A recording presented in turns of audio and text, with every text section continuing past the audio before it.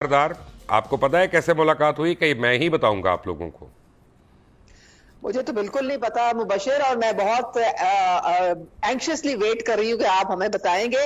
मुझे मेरी जो पहली जो एक तारुफ हुआ था फराह गोगी के साथ, वो तब था वो जब तस्वीरें इमरान खान साहब की शादी की वायरल हुई थी, और वो हमें पता लगा था कि जी ये फराह गोगी के घर इनकी शादी है। और दूसरा, जब इत्तेफाक से जब एक फरत शहजादी के रात के अंधेरे में सेनेटर के लिए कागज जमा हो गए थे सीएम हाउस से, तो सारे मीडिया में शोर मच गया कौन है ये फरत शहजादी।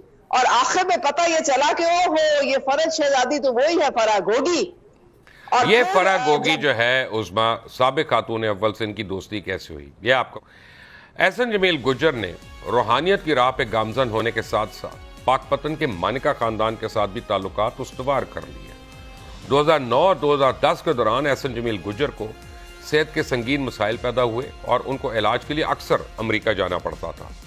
मानिका खानदान के साथ अच्छे ताल्लुकात होने की वजह से एहसन जमील गुज्जर ने मानिका खानदान को फराह का ख्याल रखने को कहा और फराह शहजादी ने उनकी गैर मौजूदगी में बुशरा मानिका, जो बाद में खातून अव्वल बन गई, उनसे दोस्ती कर ली। और उन्हीं रिश्तों की बुनियाद पर दोनों ने वज़ीर आज़म इमरान खान की बुशरा बीबी के साथ उनकी रिहाइश का house number 99 street number 18 Y block DHA phase 3 वहां पे शादी की तकरीब का एहतमाम किया। जनरल इलेक्शन 2018 से पहले और इस किरदार की वजह से वो इमरान खान की आंख का तारा बन गई।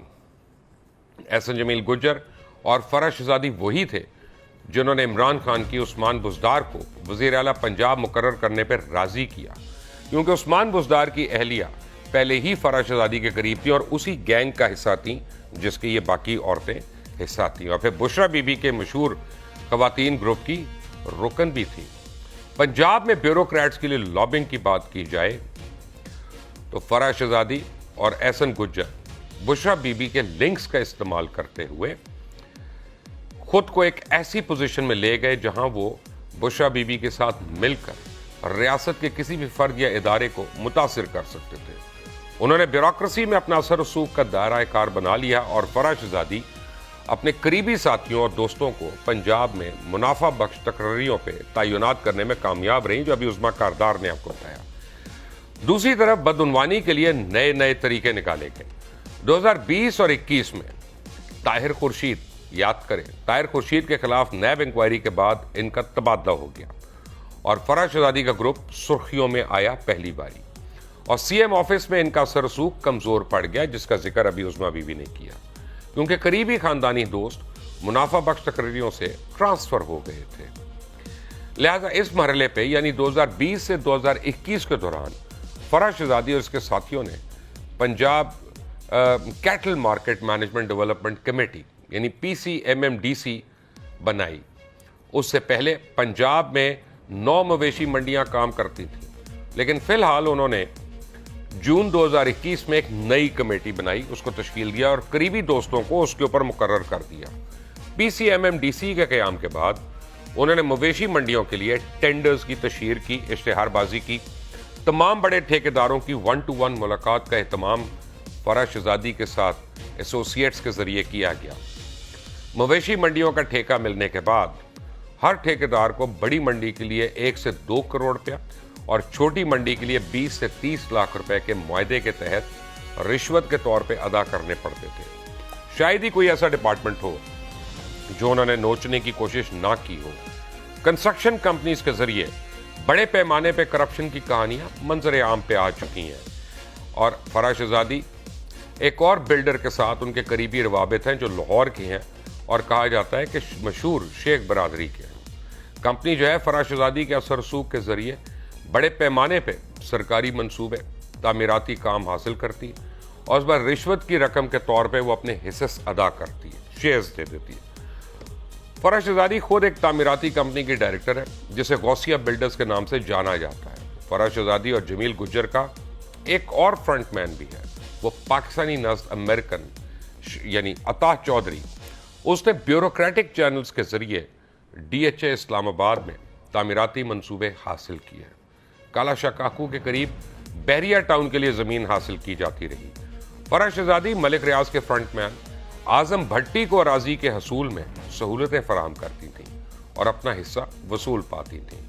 पेमेंट वसूल करने के लिए 5 कैरेट हीरे उनकी जरूरत क्यों पेश आई, ये आपको बताऊं। ये एक दिलचस्प तरीका वारदात है, आपको अभी बताता हूं आगे चल के। लेकिन उस्मा कारदार कैरेट हीरो का भी आपको आज कहानी में बताऊंगा कि वो क्यों आया बीच में और 3 कैरेट क्यों नहीं था, आपको भी हैरानी होगी। जी, मैं तो हैरान और परेशान हूं कि ये तो गॉडफादर माफिया को भी पीछे छोड़ दिया फरागोगी ने। क्या कमाल की इसकी वारदातें थी और क्या कमाल की इसकी नेटवर्किंग थी। इसको मेरे ख्याल में जब पता था कि जो मैंने करवाना है, जो किसी को मैंने फायदा पहुंचाना है, सिर्फ मैंने बनी गाला में बुशरा बीबी को एक कॉल करनी है और वो काम मेरा हो जाना है। और जाहिर है कि जब इस तरह से काम होते हैं तो फिर उसकी हिस्सेदारी तो बनती है ना बाकियों के साथ। अब अकेले अकेले तो सारी चीजें नहीं हड़प की जा नहीं हो सकती हड़प। और यही मैं आपको बताऊं कि पेमेंट का एक नया तरीका निकाला। जब 2011 में फराज शहजादी ग्रुप उनको मंजर आम पर आने लगे तो करप्शन का तरीका वारदात बदल दिया गया। नकद रकम की बजाय ग्रुप ने महंगे तोहफे जैसे हीरे, पेंटिंग्स, ये रसीदों के साथ घड़ियां हासिल की। घड़ियां याद करें, अब आपको घड़ियां नजर आ रही हैं कि घड़ियां कैसे तोशेखाने से निकलती रहीं, जो यूएई में 5% कटौती के बाद यूएस डॉलर्स में तब्दील की जाती थी, कन्वर्ट की जाती थी। बैरून मुल्क में नकद रकम को संभालना आसान है क्योंकि बैंक उसमें शामिल नहीं। बहरहाल मुबैना तौर पे Sheikh Nayyar, link international exchange और ख्वाजा आरिफ DHA, इन्होंने ग्रुप को हवाला, हुंडी और दीगर जराए से मनी लॉन्ड्रिंग में सहूलत फराहम की। अगर किसी को शक है तो शेख नैयर के उस बेटे से को शामिल तफ्तीश कर ले जिसने मनी लॉन्ड्रिंग के नेटवर्क को मजबूत किया, वो सारी तफ्तीश उसको बेनकाब कर देगी। राना सनाउल्लाह साहब, आप सुन लें, हमने अपना काम कर दिया, इसको ले जाना आगे आपका काम है। मुख्तलिफ कंपनीज में हिस्सेस, फराज शहजादी 7 मुख्तलिफ कंपनीज में शेयर होल्डर है, डायरेक्टर है। 2017 से पहले वो 4 कंपनी से वाबस्ता थी और 2021 तक वो बतौर शेयर होल्डर डायरेक्टर कुल 7 कंपनियों का हिस्सा है। अगर बैंक अकाउंट्स और लेन देन की बात की जाए तो लिबर्टी मार्केट लाहौर में फराज शहजादी का बैंक अल हबीब में अमेरिकन करेंसी यानी डॉलर अकाउंट है, जहां लगभग 75 मशकूक ट्रांजैक्शंस पिछले थोड़े ही अरसे में उनकी निशानदेही हुई है। फराज शहजादी और एहसन जमील गुज्जर, इनके जो मंसूबे इस वक्त जारी हैं उनमें पाम जुमेरा है, दुबई में लग्जरी फ्लैट्स, उनकी तामीर का मंसूबा जारी है। रिपोर्ट के मुताबिक आधे से ज़्यादा मंसूबा कामयाबी से मुकम्मल भी हो चुका है। चक्री रोड इस्लामाबाद के करीब 3000 कनाल ज़रई ज़मीन खरीदी गई, जिसे RDA से कमर्शियल करवाने का मंसूबा, जिससे 4 से 5 अरब रुपए उसकी कीमत बढ़नी थी। फिरोजपुर रोड पर सोसाइटी बनाने के लिए ज़रई अराजी हासिल की गई और जिसे एग्री से यानी ब्राउन लैंड में कन्वर्ट करने, ग्रीन से ब्राउन लैंड में कन्वर्ट करने से 100 अरब रुपया कमाने का प्लान बनाया गया। उन्होंने भारी मुनाफे कमाने के लिए इसी मकसद के लिए कानाकाचा लाहौर के करीब ज़रई ज़मीन भी खरीदी। गुज़िश्ता 3 सालों में एहसन जमील गुज्जर ने 4 से 5 अरब रुपए की 300 एकड़ जगह अपनी पुरानी सोसाइटी जी मैग्नोलिया के लिए खरीदी, जब 2 से 3 अरब रुपए अपने कर्ज के भी उन्होंने अदायगी की। और इनकी गौसिया बिल्डर्स कितनी बड़ी कंपनी बन गई, ये सुनकर आप हैरान हो जाएंगे। आपको यकीन नहीं आएगा कि गौसिया बिल्डर्स कितनी बड़ी कंपनी होगी, लेकिन मैं आपको मज़ीद तफसीलात दूंगा। उस्मा कारदार, लगता है आप तो अभी तक शौक में हैं जो बातें मैं बता रहा हूँ। मुबशिर, मुझे नहीं मालूम था कि पाकिस्तान जो है वो लूट सेल पे लगा दिया गया है और जहां से जिसका हाथ पड़ रहा है वो वहां से दोनों हाथों से उसको लूट रहा है।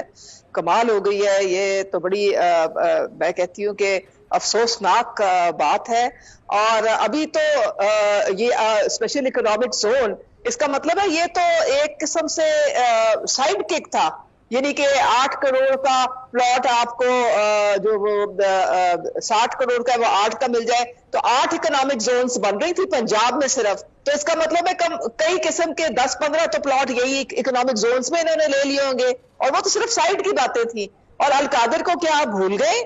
क्या वहां पे 450 कनाल को आप भूल गए? नहीं, मेरे उसमें पास अभी किसके बड़ी डिटेल्स हैं, मेरे पास बहुत डिटेल्स हैं जो मैं अभी बताने लगा हूं आगे। उनके लिए तो एक अलग प्रोग्राम मुझे चाहिए, इतनी प्रॉपर्टीज हैं इनकी। मैं अभी बताऊंगा आपको डिटेल्स, आप फिक्र ना करें, आज यही और होगा। आपने आपने वो सेल डीड देखी नहीं है? मतलब वो जो कॉन्ट्रैक्ट है कादिर का, किसके सिग्नेचर है वहां पे? इमरान खान के, बुशरा बीबी के, और तीसरा फरा गुजर का। ये 3 फरीक है उसमें, बाकी कोई नहीं है उसमें। यानी कि इन्होंने घर की मुर्गी बनाई हुई थी पूरा पाकिस्तान। पता नहीं अब बाकी सूबों में भी क्या कुछ इन्होंने अंधेर नगरी की होगी, लेकिन पंजाब में तो चूंकि बुजदार इनका एक माशाल्लाह एक डमी बैठा हुआ था, तो वो तो यस्सर के अलावा उसका तो और कोई काम ही नहीं था। और उसी के थ्रू इन्होंने इसके भाई, बुजदार का भाई, इसके बेटे, कौन नहीं शामिल था इस पूरी करप्शन के जो अंबार इन्होंने लगाए।